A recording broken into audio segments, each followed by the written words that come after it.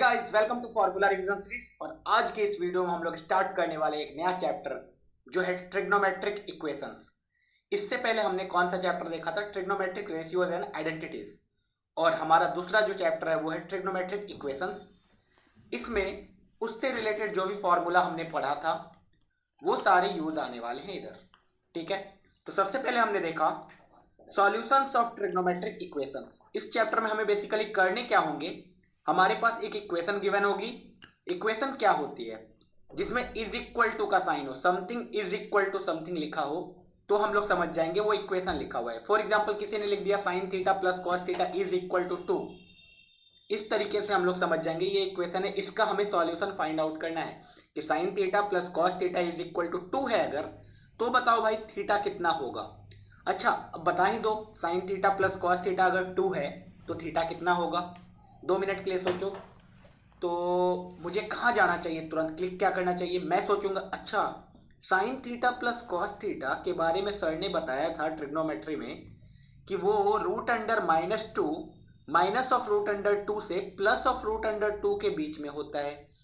तो बताओ भाई, जब वो माइनस ऑफ रूट अंडर 2 से प्लस ऑफ रूट अंडर 2 के बीच में होता है तो उसकी वैल्यू क्या कभी 2 हो सकती है?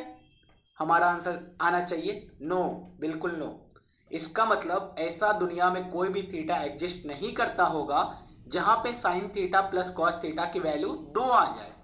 अच्छा, इसका मतलब इसी टाइप के इक्वेशंस गिवन होंगे और हमें सॉल्यूशन निकालने होंगे। हाँ, बिल्कुल यहाँ पे यही होने वाला है। अब जो हम लोग सॉल्यूशन लिखते हैं उसमें दो टाइप के सॉल्यूशन लिखते हैं हम लोग। एक होता है प्रिंसिपल सॉल्यूशन और दूसरा होता है general solution.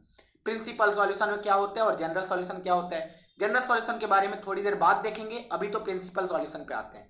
Principal solution, suppose किसी ने तुमसे बोल दिया साइन थीटा की वैल्यू 1/2 है, बताओ थीटा कितना। सबसे पहले मेरे दिमाग में क्या आता है? साइन थीटा 1/2 है, this means theta is equal to 30 degree. हाँ, theta is equal to 30 degree और we can say that π/6 radian. हाँ, बिल्कुल सही सोचा। अच्छा, तो ये वाले जो सॉल्यूशंस देते थे हम लोग, ये प्रिंसिपल सॉल्यूशन होता है क्या? हाँ, इसी को प्रिंसिपल सॉल्यूशन बोलते हैं। ओके, तो दिस मीन्स प्रिंसिपल सॉल्यूशन का एक पर्टिकुलर रेंज होता है कि प्रिंसिपल सॉल्यूशन की वैल्यू 0 से 2π के बीच में ही होनी चाहिए। 0 से 2π के बीच में ही होनी चाहिए प्रिंसिपल सॉल्यूशन। अच्छा, जनरल सॉल्यूशन कहाँ होनी चाहिए फिर? जनरल सॉल्यूशन के बारे में अभी थोड़ी देर रुक जाओ, उसके बाद हम लोग पढ़ लेंगे। सबसे पहले तो हमने यही जाना कि प्रिंसिपल सॉल्यूशन 0 से 2π के बीच में होनी चाहिए। अच्छा, आपने 0 पे क्लोज किया है, 2π पे ओपन किया है, ऐसा क्यों? हाँ, 0 को हम लोग इंक्लूड करेंगे, 2π को एक्सक्लूड कर देंगे। ओके, ठीक है, समझ लिया। तो अभी बताओ भाई प्रिंसिपल सॉल्यूशन के बारे में। सबसे पहली बात तो बताओ, सबसे पहला मैंने एग्जांपल लिया है sine theta is equal to 0। बताओ 0 से 2π के बीच में साइन थीटा कब कब 0 होता है? तो मैं बोलूंगा साइन 0 पे 0 होता है। हाँ, उसके बाद पाई पे भी शायद 0 होता है। हाँ, पाई पे 0 होता है और 2π पे भी 0 होता है। हाँ, मतलब इंटीग्रल मल्टीपल ऑफ पाई पे साइन 0 होता है। लेकिन हमें तो क्या निकालना है? Principal solution. तो मुझे सिर्फ कहाँ देखना होगा? 0 से 2π के बीच में। तो मैं बोलूंगा यहाँ पे अगर प्रिंसिपल सॉल्यूशन लिखूं तो वो थीटा 0 डिग्री होगा या फिर पाई रेडियन होगा। अच्छा, तो थीटा या तो 0 डिग्री या तो 180 डिग्री, और we can say that either 0 degree और पाई रेडियन। ओके, अच्छा कॉस थीटा 1 कहाँ पे होता होगा? कॉस थीटा 1 एक तो 0 डिग्री पे ही होता है, दूसरा दूसरा 2π पे होता है। क्या 2π मुझे लेना है? नहीं। ओके, कॉस थीटा 0 डिग्री सिर्फ लेंगे। Theta is equal to 0 degree, ये कहाँ से आपने देखा? तो मैं बोलूंगा ये सब तो मुझे याद है ना, साइन थीटा का ग्राफ मैंने लास्ट क्लास में ही सिखाया था, लास्ट लेक्चर में, लास्ट चैप्टर में। साइन थीटा इस तरीके से वेरी करती है। तो 0 कहाँ पे? एक बार 0 पे, एक बार पाई पे, एक बार 2π पे, एक बार 3π पे। अच्छा, कॉस थीटा की वैल्यू 1 कब होगी? तो मैं बोलूंगा कॉस थीटा इस तरीके से वेरी करती है। अच्छा, तो एक बार 0 पे 1 आएगी और एक बार डायरेक्टली अब 2π पे आएगी। अच्छा, इवन मल्टीपल ऑफ पाई पे क्या कॉस थीटा की वैल्यू 1 आती है? हाँ। अच्छा, टेन थीटा 1 किधर होगा? तो मैं बोलूंगा tan theta is equal to 1 चाहिए। एक बार π/4 45 डिग्री तो मुझे पता है, theta is equal to 45 degree तो मुझे पता है। बताओ 2π से पहले कभी और आएगी क्या? बोलेंगे हाँ। ग्राफ याद करो, एक बार ऐसे गया, फिर ऐसा गया। अच्छा, this is π/2, this is 0, this is pi. अच्छा, उसके बाद इधर भी होगा क्या? This is pi by two, this is 2 pi by two, this is 3 pi by two, this is 2 pi.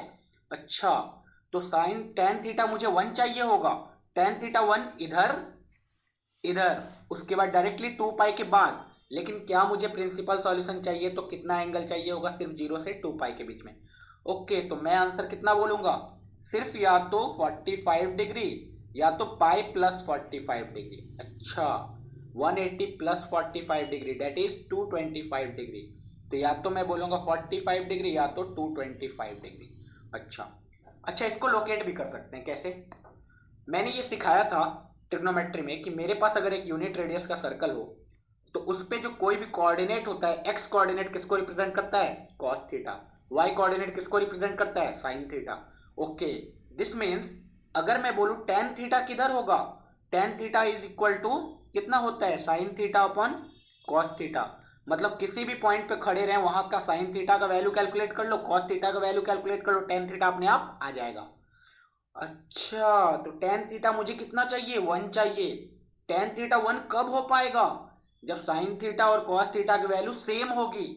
अच्छा बताओ भाई, साइन थीटा और कॉस थीटा की वैल्यू सेम किधर होगी, मैं बोलूंगा जहां पे X coordinate and Y coordinate की वैल्यू सेम हो जाएगी, मैग्नीट्यूड नहीं साइन के साथ। यहां पे X coordinate and Y coordinate same हो जाएगी जब एंगल कितना होगा, 45 डिग्री होगा। अच्छा, तो यहाँ पे टेन थीटा की वैल्यू कितनी आ जाएगी, मैं बोलूंगा 1। इसी तरीके से यहां जब जाओगे तो magnitude of X coordinate and Y coordinate तो सेम है, लेकिन क्या साइन सेम है, बोलेंगे नहीं, एक प्लस है एक माइनस है, इसलिए टेन थीटा की वैल्यू -1 आएगी। अच्छा, फिर प्लस किधर आएगी एक बार और, मैं बोलूंगा थर्ड क्वाड्रेंट में, क्योंकि थर्ड क्वाड्रेंट में दोनों के दोनों माइनस होते हैं। तो यहाँ पे भी एक बार, तो मिरर इमेज, एक बार इधर एक बार इधर, तो दिस इज 45 और ये कितना होता है 180 डिग्री।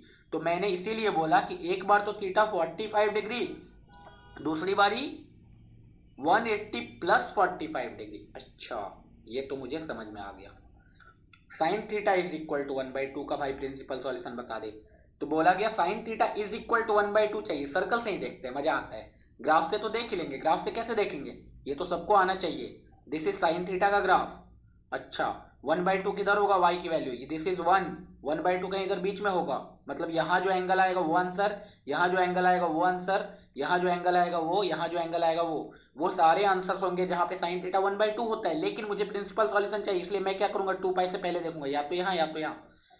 अच्छा, ये तो ग्राफ से देखा, सर्कल से देख के बताओ एक बार, देखते हैं। साइन थीटा क्या होता था, वाई कोऑर्डिनेट, वाई कोऑर्डिनेट किधर होता है, इधर, जो भी वैल्यू आएगी वाई एक्सिस पे वही तो वाई कोऑर्डिनेट होता है। बताओ, वाई कोऑर्डिनेट यहाँ पे 1 होगा, एग्जैक्टली 1/2 किधर, इधर कहीं बीच में।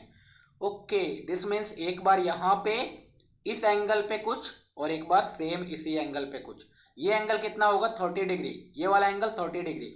दिस मीन्स एक बार sine 30 degree is equal to 1/2 आएगा, और एक बार 90 plus 60 that is sine 150 degree भी 1/2 आएगा। अच्छा, इसको 180 माइनस 30 भी लिख सकते थे।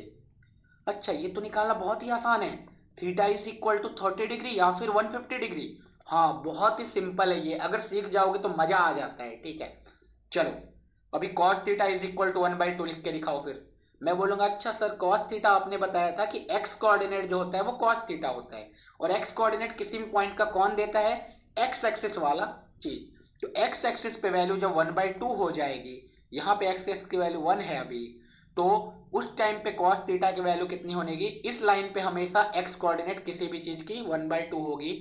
तो एक बार पॉइंट यहाँ आएगा, एक बार पॉइंट यहाँ आएगा। अच्छा, ये तो मजा आ रहा है, इस पॉइंट पे एंगल कितना होता है 60 डिग्री, इस पॉइंट पे एंगल फिर से 60 डिग्री। इसका मतलब एक बार 0 डिग्री के आगे जाओ that is theta is equal to 60 degree, और एक बार 360 के पीछे जाओ that is theta is equal to 300 degree. Okay, इन दोनों एंगल पे cos थीटा की वैल्यू 1/2 आएगी क्या, बोलेंगे हाँ, यही तो प्रिंसिपल सॉल्यूशन है।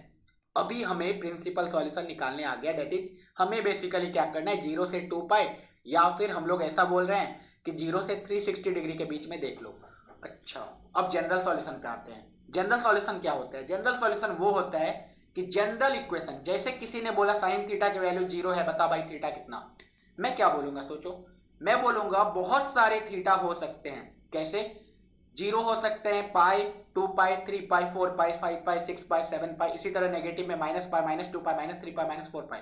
ओके, इन सबको एक जनरल फॉर्म में कैसे रिप्रेजेंट कर सकते हैं? तो मैं बोलूंगा theta is equal to N pi, जहां पे एन बिलोंग्स टू इंटीजर। ये वाला जो सॉल्यूशन मैंने दिया sine theta is equal to 0 का, इसी को बोलते हैं जनरल सॉल्यूशन। ओके, तो जो भी हम लोग जनरल सॉल्यूशन देंगे वो एन के फॉर्म में होगा। बोलेंगे हाँ तुम्हें एन के जगह पे एक्स लिखना है, एक्स लिख दो, तुम्हें एन के जगह एम लिखना है, एम लिख दो, जेड लिखना है, जेड लिख दो, कुछ भी एक वेरिएबल के फॉर्म में होगा। बस तुम्हें बताना होगा वो वेरिएबल क्या है। अच्छा, तो एक बार जनरल सॉल्यूशन लिख के देखते हैं फिर, सम बेसिक जनरल सॉल्यूशन। तो मैं बोलूंगा जनरल सॉल्यूशन लिखने के पहले ये चीजें हमें तो याद होनी चाहिए, लेकिन हमने जो सीखा था कुछ कि अगर हमारे पास ये पॉजिटिव एक्स एक्सिस हो, इधर एंगल कितना बनता है 2n पाई, ये नेगेटिव एक्स एक्सिस है तो एंगल कितना बनता है 2n प्लस 1 पाई, ये वाला पॉजिटिव वाई एक्सिस है, इधर कितना एंगल बनता है, मैं बोलूंगा 4n प्लस 1 पाई बाई 2। अच्छा, ये नेगेटिव वाई एक्सिस है, इधर एंगल कितना बनता है, मैं बोलूंगा 4n माइनस 1 पाई बाई 2। अच्छा, अभी बताओ ये एक यूनिट सर्कल मैंने बना दिया। अच्छा बना दो, ये तो सर्कल आपने बहुत ही घटिया बना दिया, ठीक है फिर से बना लेते हैं, कोई बात नहीं। अब प्यारा बना, ठीक है। अब मैंने बोला इस पॉइंट का सोचो कोऑर्डिनेट क्या होगा 1, 0। इस पॉइंट का सोचो कोऑर्डिनेट कितना होगा 0, 1। इस पॉइंट का कोऑर्डिनेट कितना होगा -1, 0। इस पॉइंट का कोऑर्डिनेट कितना होगा 0, -1।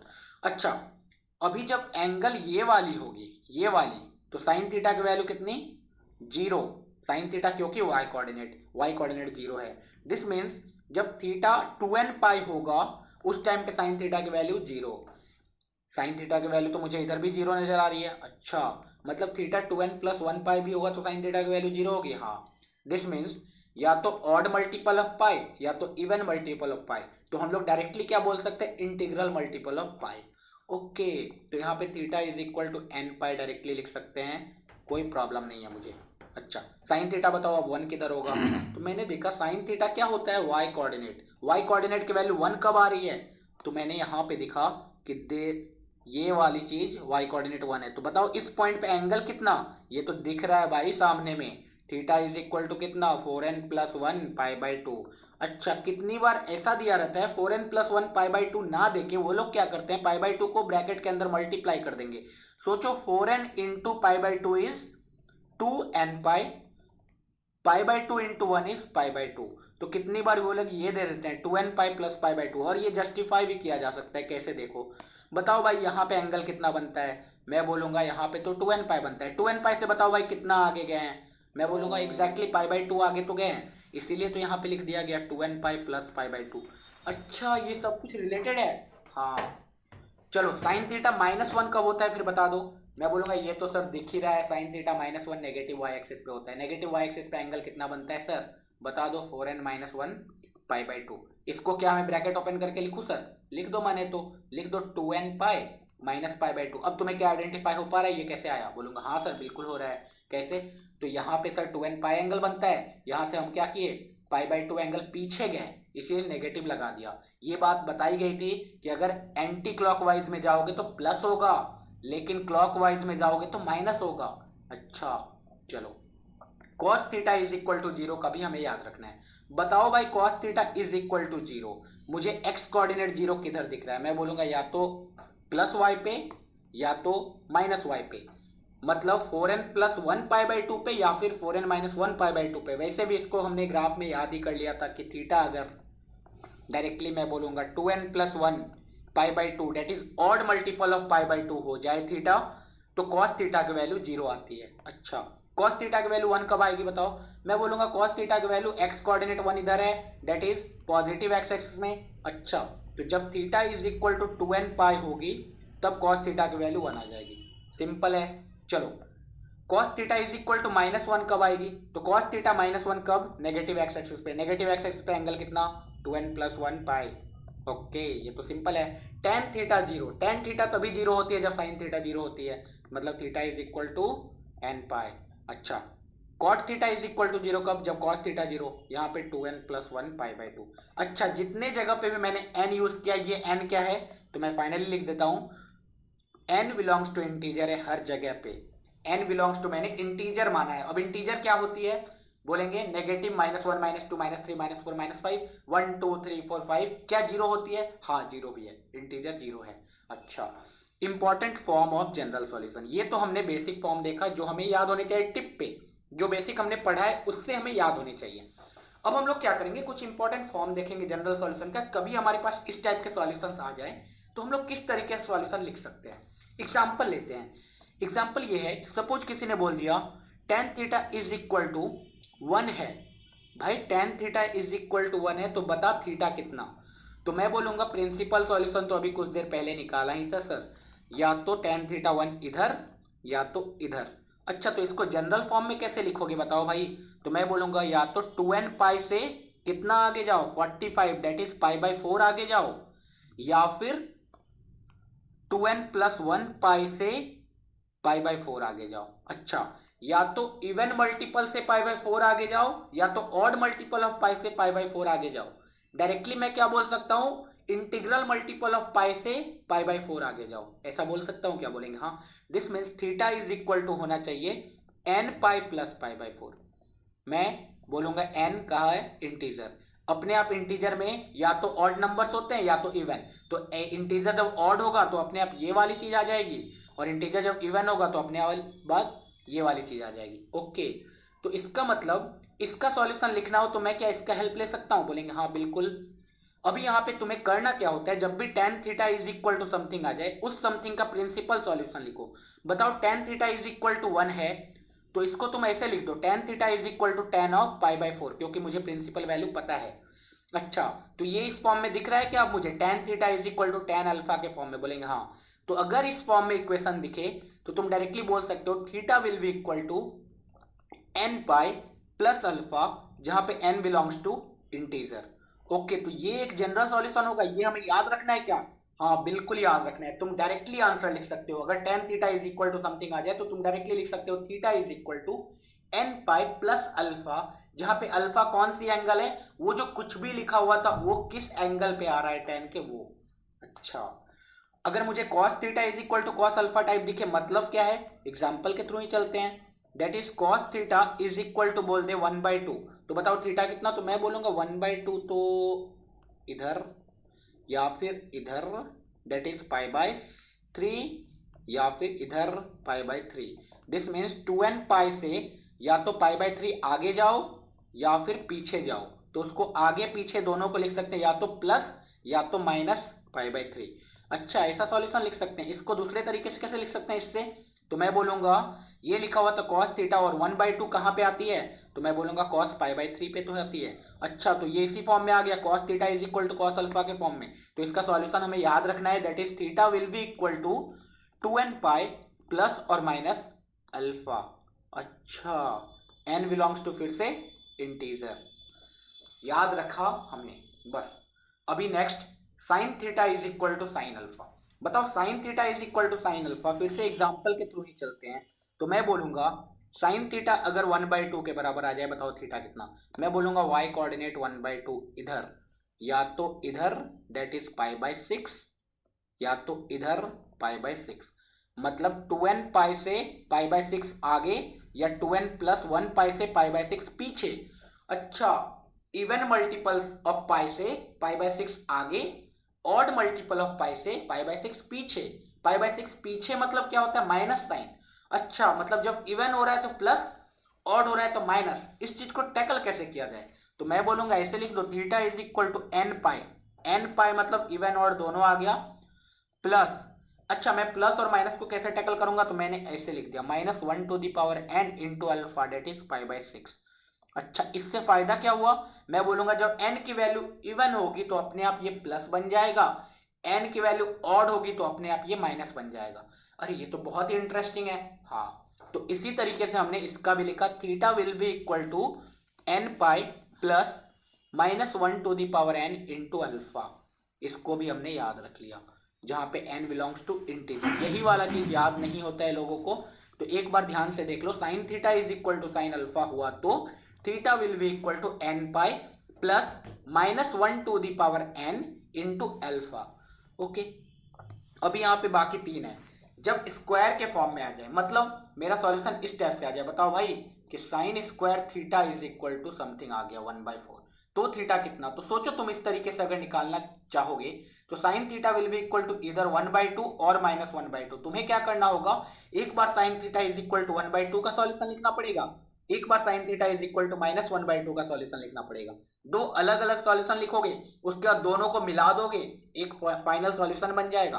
अच्छा, तो इस सॉल्यूशन को क्या एक ही बार में लिख सकते हैं, बोलेंगे हाँ, इसका फॉर्मूला डिराइव किया गया है। अब इन तीनों का फॉर्मूला एक ही होता है, इन तीनों में theta will be equal to n pi plus minus alpha. इसको बस याद रख लिया, जहां पे फिर से n बिलोंग्स टू इंटीजर है। अच्छा, तो तीनों का सॉल्यूशन एक ही होगा, बोलेंगे हाँ। अगर tan square theta is equal to 1/4 आता फिर भी वही आंसर लिखते, हाँ, बस तुम्हें अल्फा चेंज होता जाएगा हर केस में।